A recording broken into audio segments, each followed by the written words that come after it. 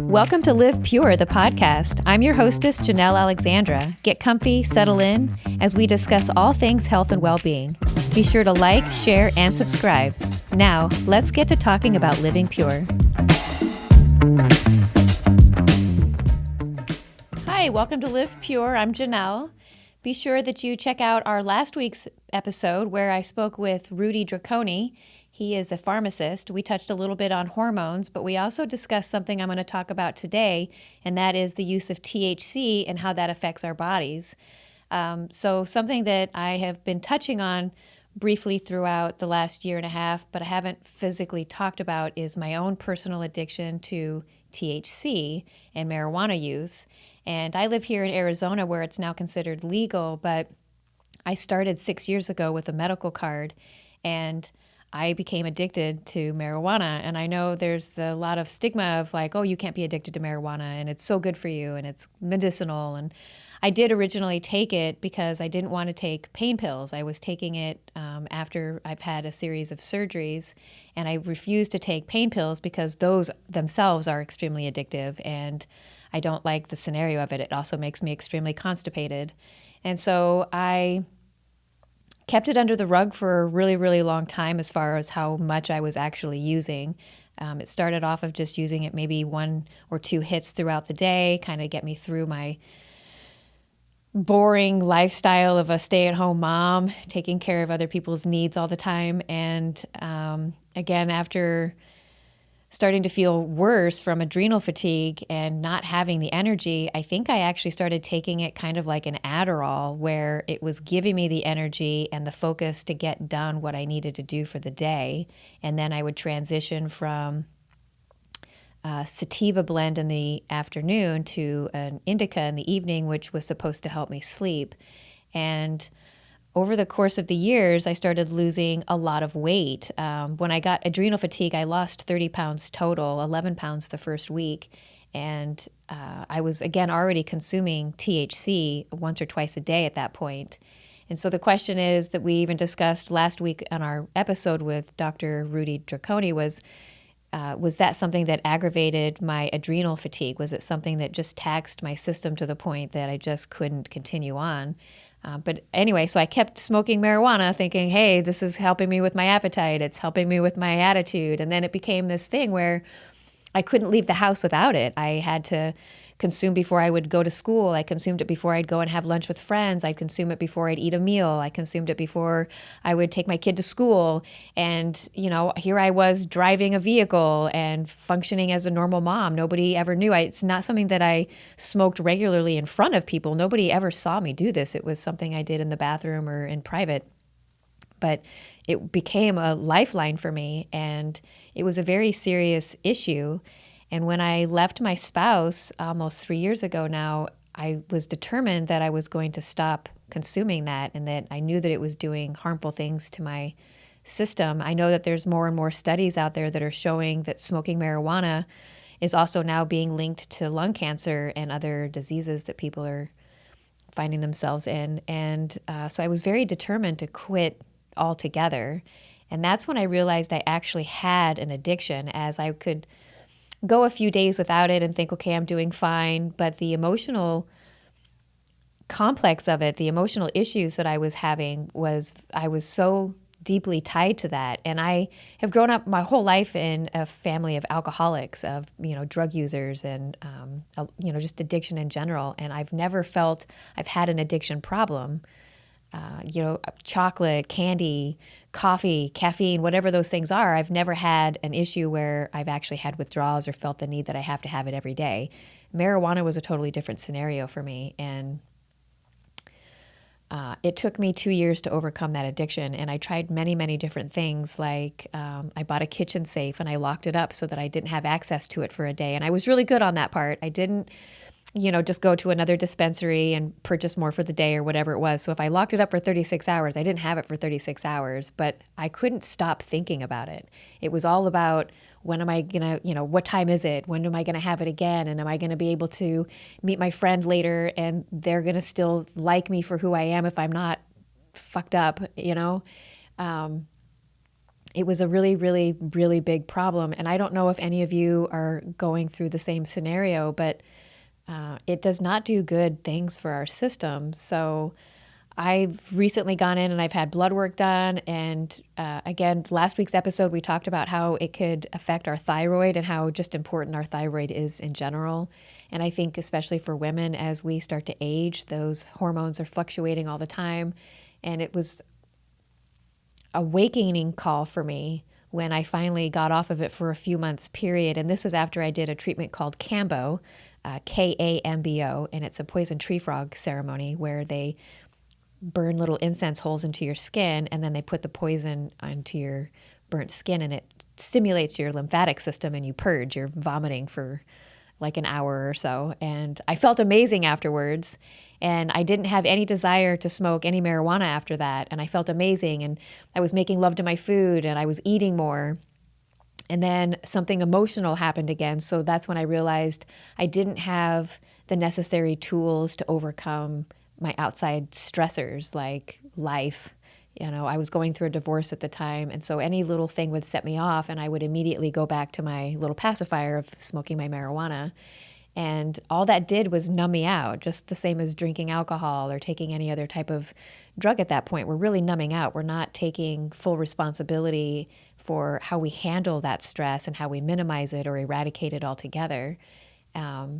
And that was, again, an eye-opener for me where I realized, man, I really do have a problem. And I was still trying to work this out on my own. So even though I've had life coaches in the past recently, I even had, I'm going to say we were dating, but he would tell you something totally different. But the guy that I was dating for a year and a half, I didn't even tell him. And I even got to the point where I was thinking, man, if we have a sleepover together, if I'm going to sleep over with this guy eventually, he can't see me smoking weed before I go to bed. And so that was another reason for me to quit smoking. But I tried doing all of this on my own. And it was really, really, really difficult. Becoming a single mom was another reason for me to think, oh my God, I don't want my kid to ever catch me with this. I don't want to have edibles in the house, which some of you may not agree with, but I had my medical card in the beginning. And when it became a voting issue here in the state of Arizona, do we want to make it legal or not? I actually voted no against it both times because the edibles were an issue for me, the candies, having that in the house. I don't know if there's enough news media coverage on it, but there are people who are over consuming. I've heard personal stories where a girlfriend went to Colorado to visit her parents and she'd left a chocolate bar at home at their house and didn't bring it home with her. And the moment she got off the plane, her mom called her saying, hey, your dad and I are at the hospital and I think we're both having a heart attack at the same time. And she found out that her parents had consumed this chocolate bar of high THC and that they were just having extreme paranoia. And I know that that's something that's quite often happening with people is the paranoia and the high anxiety. And the difference that we've got between what happened with a medical card and medical issue marijuana to what's taking place now with legal use is there is no more CBD in at least the flower. You have to be able to buy it in those little tinctures or, the vape pens or whatever, the concentrates. That's the only way you can get CBD. So nothing is being grown naturally like it used to be. And the THC content is off the charts where, 95% THC is pretty common for those tinctures and those vape pens and the shatters and all those other things. I never consumed those kinds. I was strictly a flower girl. I liked it all natural and strictly flower. And to be able to go in and ask what the content of CBD is versus what the THC content was, they couldn't even tell you. And majority of the time, again, there was no CBD in it. And it's the CBD that gives us the medicinal properties when we're consuming that. And so that's why I voted against it, because now we're seeing it as a recreational use, just like we do caffeine in our sodas or in our coffees, the amount of sugar that we put in our products, and all of these things are being given to children. And, the amount of alcohol and how readily available it is at so many different functions like yoga and wine. And we're misconstruing what true health is, I think today, at least here in the state of Arizona, I'm finding that what we consider to be healthy is not necessarily the case. And so marijuana was a really big issue for me. And what eventually got me to quit was, again, the friend that I had been seeing for about a year and a half. He had done some ayahuasca a couple of years beforehand. And this was like my first time of really understanding what plant medicine was. And I was in the healing community, and everybody was talking about ayahuasca and how great it is. And it just never really called to me. And neither did psilocybin, even though for a couple of months I did take psilocybin microdoses. And that was to kind of, again, help with my anxiety. And I would like to know what it would have been like had I done it by itself without fogging my brain out with marijuana, because I really was in a fog quite often. My kid asks all the time, hey, do you remember when we did this? Or do you remember this movie that we watched? Or do you remember this? And it's always like, no, I actually don't remember that. And I always thought smoking marijuana would be different than drinking alcohol. Like I was always clear-headed and felt hyper-focused when I was cleaning the house. And like I was, again, I've considered it like an Adderall. Not that I've ever taken real Adderall, just my perception of what I've heard other people say. And I just really thought my brain was 100% on it, and that I was remembering things very clearly, and I was on top of shit, and clearly I was not. And so ayahuasca and all of these other plant type medicines, I was thinking, well, maybe this would help me overcome my addiction, because addictions have an underlying cause. It's either a childhood trauma, PTSD, some kind of anxiety that we're actually trying to mask, we're trying to cover up, because it's so overwhelming that we can't let it sit in our own body. And I was going through deep betrayal of divorce, and I was in a really bad marriage at the time that I started consuming it, and I didn't feel I had any type of support system. Even with my girlfriends at the time, I was babysitting all of their kids, but I never had any kind of reprieve or reciprocation in that. So I was constantly a people pleaser, definitely a perfectionist, and I was feeling extremely overwhelmed. And I guess marijuana was one of those things that became a getaway for me. It was one way for me to be like, oh, I can't completely relax with 2 or 3 glasses of wine like so many other people, because I didn't like the way that it made me feel. I couldn't sleep. I would get headaches, the typical hangover. But marijuana didn't feel that way. I could go to sleep, wake up the next day and feel fine. So I'm sure there's a lot of you out there where you've got your vice, right? I'm not giving up my morning coffee. I'm not giving up my nightly wine. But to have that kind of mentality, just because it's considered legal, doesn't minimize the fact that we're addicted to that. And we might need to take a deeper look inside ourselves and wonder, why am I addicted? Why do I feel the need to consume this on a daily basis? What is it really benefiting? Because most likely it's not benefiting anything. And it's teaching maybe even our younger loved ones, our children, that we don't have good coping skills. So shouldn't we be teaching them better coping skills? Like go out and go for a run, maybe talk to a friend. Had I admitted some of these issues and my addiction sooner, I would like to think that I would be in a better position than I am today, even though I'm very proud of where I'm at now. I worked my ass off for the last 2 years with trauma responses, trauma healing, somatic breath work. I did a lot of ice baths in the beginning. And as I was, again, overcoming a lot of that, I was becoming more aware of the physical pain that I was trying to avoid. Again, I've had a lot of surgeries. I had a emergency cesarean birth in 2008 with my son. And then in 2018, I had a full hysterectomy, partial oophorectomy, where they found endometriosis. And endometriosis, in a lot of ways, is kind of like a cancer in the sense that it develops its own blood supply and nerve supply. So cutting it out causes nerve damage. And I was in a lot of physical pain from that, a lot of abdominal pressure, a lot of abdominal pain. I think just the loss of knowing that I wasn't going to be able to have another child again, even though I wanted more, was extremely emotionally damaging for me.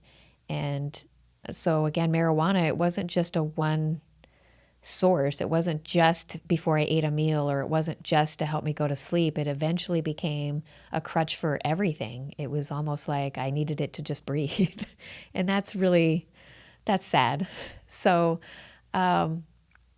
so again, I was learning more about these plant medicines, and my friend then sent me a link to a place where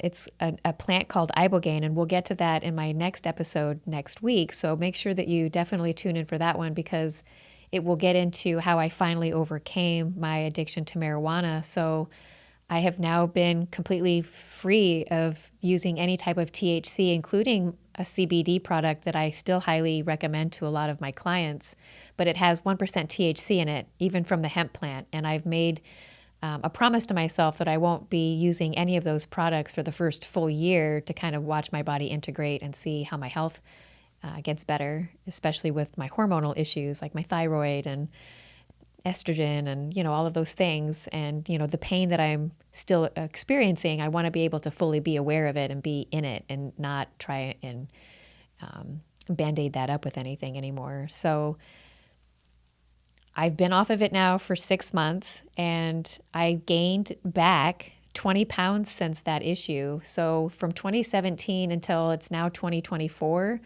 I was on average 90 pounds, and I just didn't have any body mass. So I call it the Shaggy syndrome, because I felt like I was eating a whole bunch. I was eating pie for breakfast and, chicken pot pies, and I was eating In-N-Out, and